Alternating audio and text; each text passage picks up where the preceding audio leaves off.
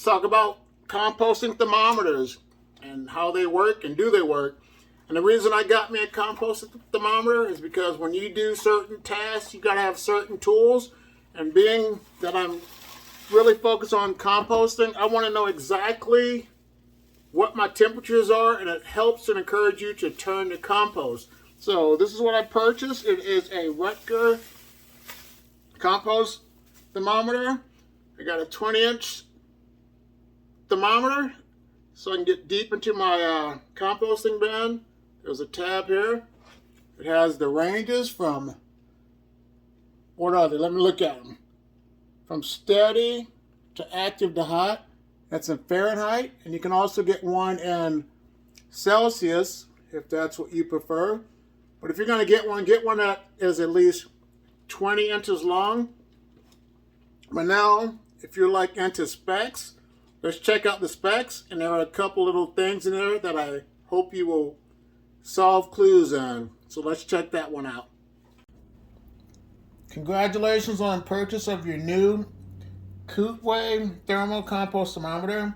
Monitoring the interior temperature of your compost bin will allow you to know when to water, when to add more materials, when your pile needs turning, and when it's finished. Instructions, please. Place the thermometer into your compost bin. The end of the probe should be around the center of your compost pile. Wait 3 minutes for the dial to measure the temperature. It tells you the features. It's easy to read. It's a 2-inch dial. Temperatures range from 0, minus 22 Fahrenheit, to 5, minus 80 degrees Celsius. It's color coded. The temperature range zones from 80 to 160 Fahrenheit. 20-inch long stainless steel probe. Waterproof anti-fog dial. Thermometer guide. Its accuracy is +2. It's got 3 different colors. It has the blue. At the stage, the beneficial bacteria are slowly breaking down the kitchen waste and yard waste. Keep adding material and some water and turn your pile every few days. If your compost is black and looks earthy, it is ready to add to your garden. And you have the green. The temperature averages from 100 to 130, and that's the active stage. And that says that the temperature is at the range where most composting activity occurs. Insects will flee from your pile from the heat, leaving microorganisms, beneficial bacteria, and fungi to do all the work. It is their efficient reproduction and feeding. It is their efficient reproduction and feeding that heats up the compost, thereby quickly turning materials into rich, usable compost. If the temperature drops before you see earthy soil, turn and sift your pile to let more oxygen and material in the center so that microorganisms can continue living and breathing. Add water periodically to keep the pile slightly. And there was a typo. If you can tell me what it is, leave an emoji in the comments box, because I'd like to read your feedback. So it's always good why you should read the material. Then it says it has the hot cycle, which is red, and your material is breaking down at a rapid pace as rich, populous microorganisms are busy churning their scraps into compost. If you achieve these temperatures, your pile is at maximum efficiency. Only large compost piles over 4 feet in width and height will be likely ready in a few short weeks. If your pile climbs beyond this temperature range, it will become too hot for your beneficial critters. Water down your compost and make it smaller by removing some material. Once all your scraps and yard waste is broken down, your yard waste breaks down into it's ready for compost.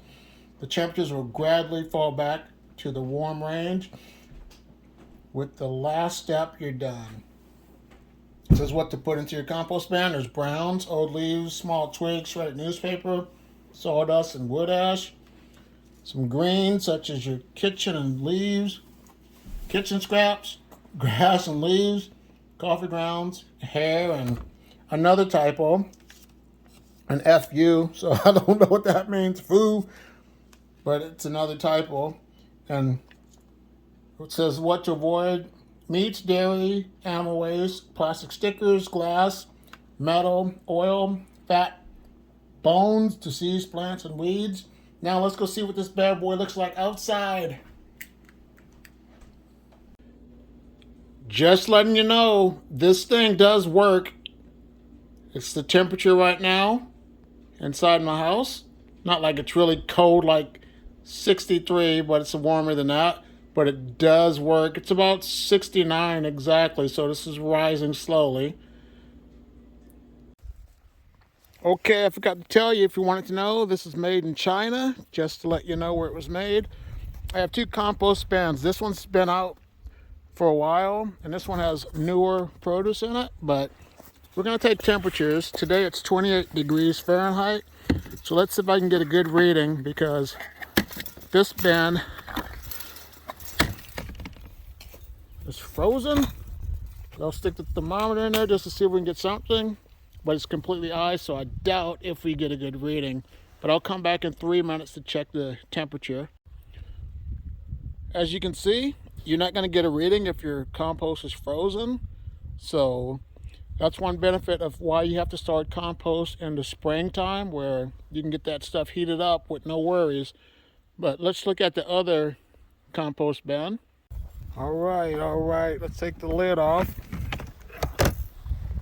This one should be a lot warmer because I have some things in there previously, but there is ice in it, but I was able to push it in further. So let's come back in 3 minutes to see if this has any heat, and if not, I will turn it to see if it makes a difference. Still cold, but I'm going to see if it makes a difference in the winter, if I can actually get this to turn with my yard butler tiller that I use to turn compost. And everything I talk about is linked to the description box below. So let me get in there, turn it, and see if I can get this temperature to raise up. Well, I was unable to get the compost thermometer to heat up because it's still frozen in there, so it's not going to get a good reading. In the springtime, I'll get a more accurate reading. But these come in handy because they let you know when you should turn it, if it's too hot. And then it'll let you also know when your compost should be ready. But here's another video to learn about composting. I want to take the time to say thank you for watching. Like, subscribe, share, and you have a great day. Bye.